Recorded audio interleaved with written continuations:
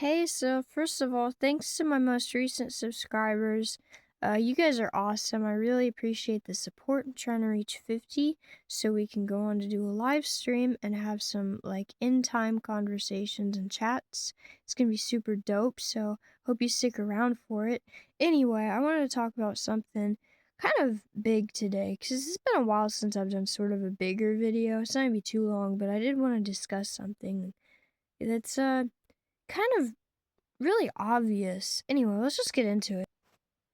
So basically it's about being the president. I'm not picking sides. I want to make this very clear for every video where I discuss politics. I want to make it very clear I am not picking sides. So don't come at me about this. I just want to talk about how really it doesn't matter who you vote for when you select a president, and I'll tell you why in a sort of pretty fact-based manner. Okay, so basically, as you know, different countries have different forms of government, right? America, we are a democracy. In other countries, there's oligarchy, there is monarchy, there's communism, there's all sorts of different types of um, types of government. And it really depends on the country's beliefs, tradition, and maybe even financial benefits. And America has always been about freedom, right? This ever since, ironically, ever since the Europeans colonized, ever since the Europeans colonized America, really ever since we broke free from England, right, because of religious and political and financial beliefs. That's pretty much the bones of the country. It's always been about freedom, about creating your own rules and making a world where it's more based on we the people, right? We the people, not just the ruler, not just the person who's in charge, but the people who live in this country get a say in the decisions. That's the, basis of democracy. And in some ways that can be very beneficial, in other ways it's kind of a little wonky.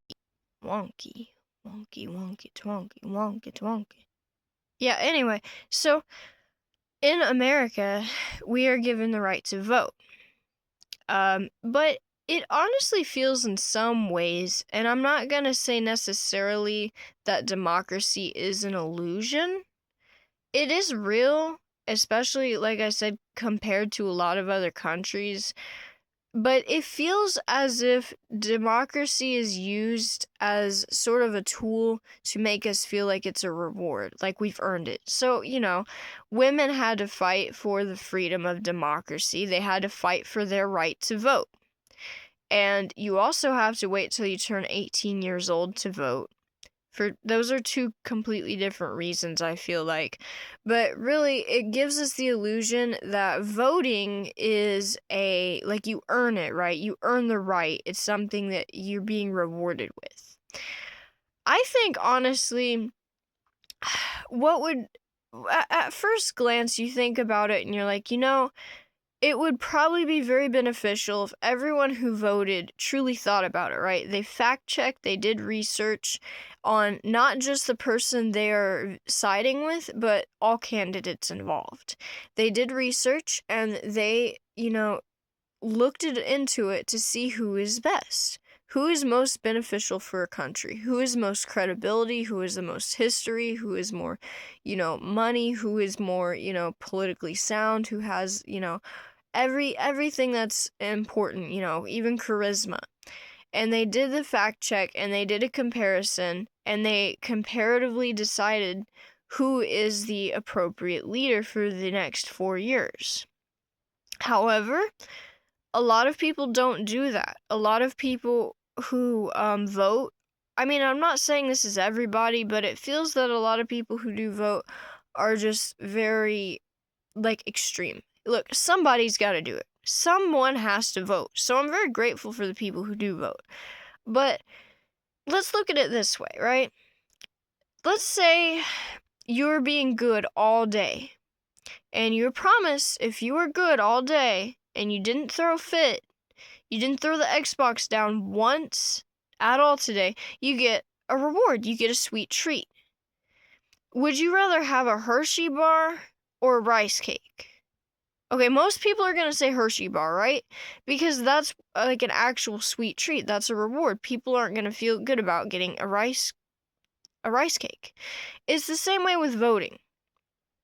If you are given the right to vote, if you earn the freedom to vote, you turn 18 years old, or let's say historically for women. Again, two different things, because turning 18 is a psychological thing and women is really based on oppression. But they give you the illusion that you earn the right to vote. You receive that right. You're gonna want to feel like, okay, I've earned this, so I'm gonna be rewarded. If you're given the right to vote, you turn the age 18, and now you're obligated to do research about every, candidate. You're obligated to do the research and find out who's the best fit statistically. You're gonna feel like you got a rice cake. You're not gonna, right? You want to vote based on your feelings and based on what you heard.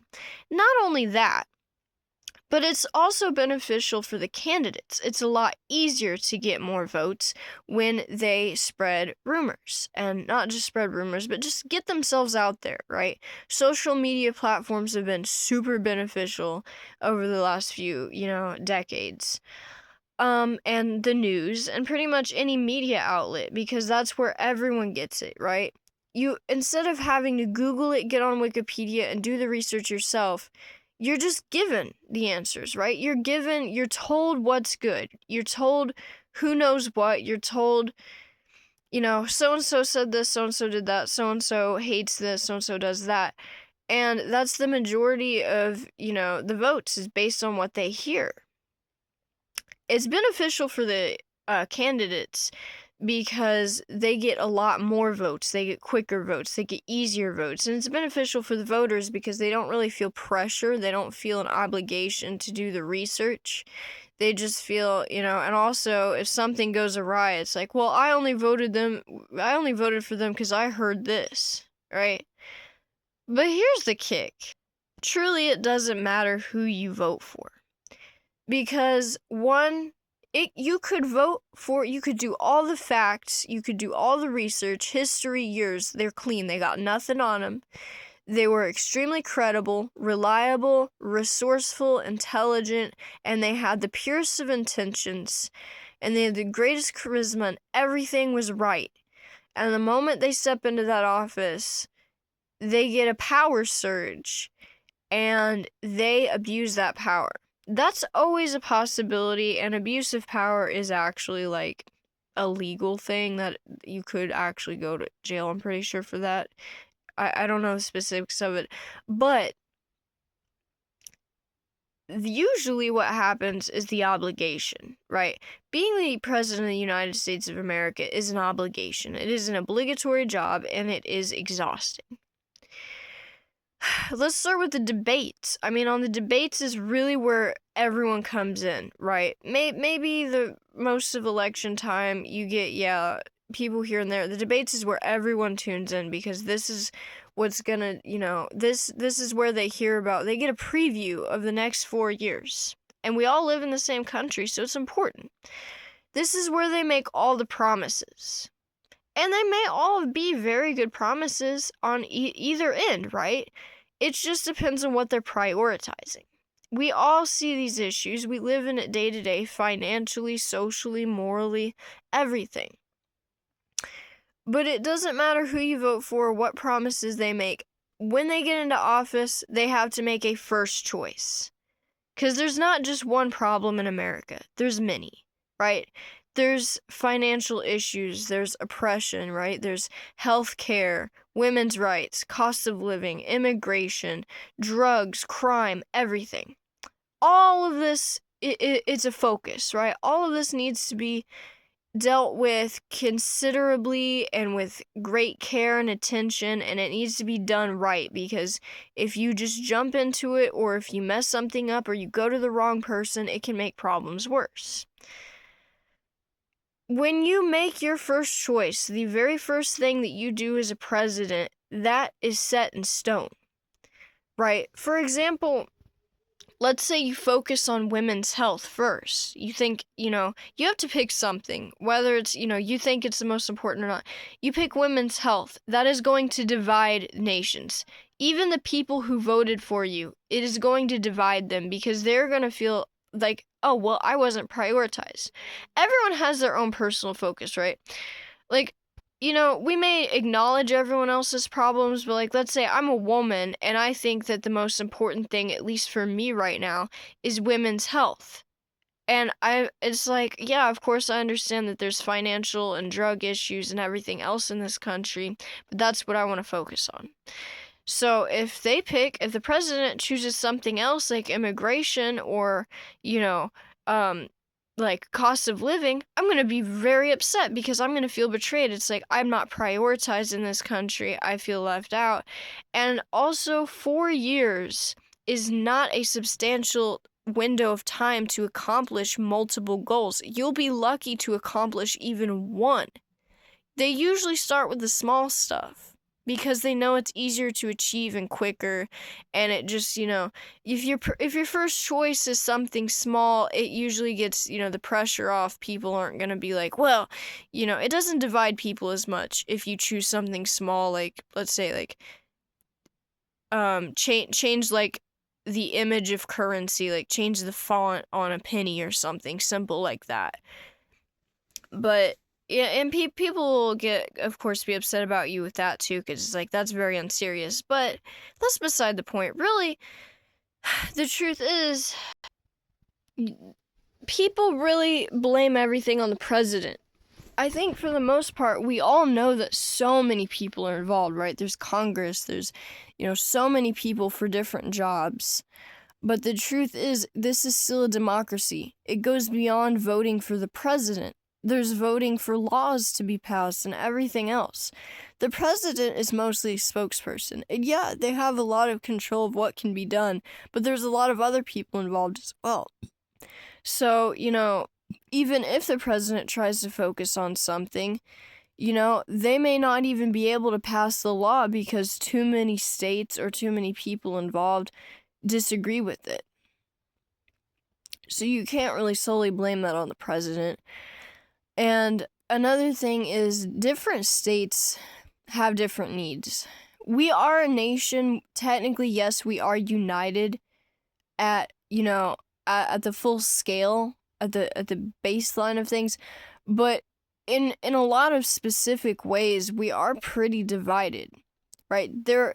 I don't know why. I mean, really, I do know why. The reason why different states have different laws is because of financial needs, it's because of population, it's because of historical context, like tradition, right? So different states have, depending on rural or urban, states have different tax needs. There are states that, have really old roads that need to be taken care of, or old houses like New York and stuff. There's a lot more metropolis, a lot more repairs needed to be done, and a lot more law enforcement needed to be done compared to small rural areas that, don't have as much road, maybe have newer buildings, and the law isn't as big because there's a smaller population. So tax wise, those two states are going to be differed, substantially. Not only that, but there's also morals and religion involved, right? Different states have different history behind them, like maybe a smaller state in the South is definitely more right, more Christian, more, in New York would be more, ethnic, more blended, more diverse. So there's definitely going to be more different morals involved. I mean, it comes into play. You really see a division of political sides when the debate comes, and when you see the votes, you see that there are blue states and red states. So there definitely is a difference. Different states have different morals. So that can call for different, laws as well, because not all laws are, based on finances. Some are just very moral. So there's a lot of division that goes into play here, but really overall, I do feel that it doesn't matter who you vote for. Your expectations for them should they really I'm just being honest here. You shouldn't have high expectations for anyone. They're just human. And there's a lot about democracy that makes it hard for them because it's not solely their decision what happens. And that can sometimes be a good thing, but progress is really difficult. So, I'm not siding with anyone here. I'm not even saying this is just a Trump thing. This has been going on for decades, probably much longer than I can even imagine. That's just what happens in a democracy in this type of country. I can't say for other countries, and I don't really do a whole lot of research, but based on everything I've seen and everything I know on common knowledge, this is pretty much how it goes. That's just it. But yeah, that's pretty much it. I just think it's interesting to think about, really. That's personally why I don't really care too much for voting, because it it's just you really have to lean into the research, and even then, even when you fact check every president and you look at everything that they're credible of, something they may fall short of the expectations, and it may not entirely be their fault, but it really is, it is what it is. um Progress is always good, and America does have a lot of work to do, but I also am very grateful that America has a lot of rights and a lot of freedoms that other countries don't. So take with that what you will. It is kind of difficult. It sucks, but that's just kind of the way I view it. I really try to stay out of these things as much as I can, so I'm kind of giving an outside perspective. Um, it's wild. It's interesting to think about. Yeah, it's not November. Maybe I should have talked about this like a few months ago, but that's really it. So, yeah, thanks guys for watching. Bye.